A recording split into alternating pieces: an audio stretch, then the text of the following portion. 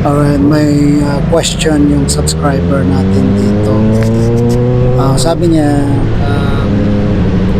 ano daw ang gagawin niya kasi naka 5 months pa lang siya sa trabaho.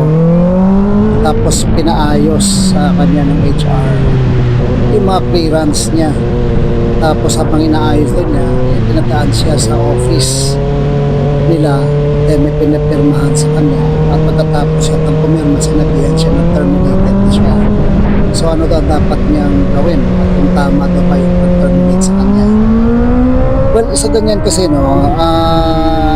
dapat unang-una bago ka pumirma, lagi kang magtanong kung para saan yung pinipirmahan mo, no? Pangalawa, sabi mo pinapaayos yung clearance, hindi malinaw kung anong klaseng anong ibig mo sabihin pag sinabi mong pinaayos.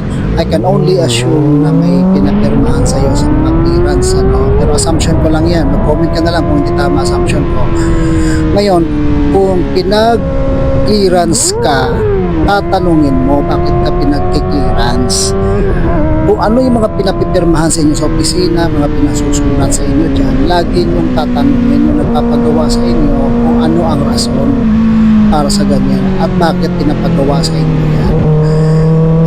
Kasi yan ay karapatan ninyo na malaman kung bakit gano'n ang pinapagawa sa inyo.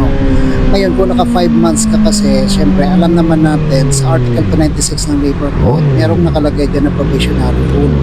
Ang probationary natin, ang empleyado na under trial period ka for a period of 6 months. No? So, during that time, tinitest ka ng kumpanya, ini-evaluate ka based sa reasonable standards made known to you at the time of engagement kung papasa ka bilang regular employee.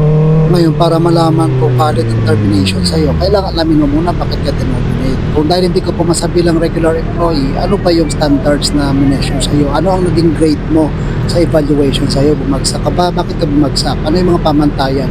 Yung mga pamantayan ba sinabi sa iyo? Kasi kung hindi, illegal ang pagtanggal sa iyo.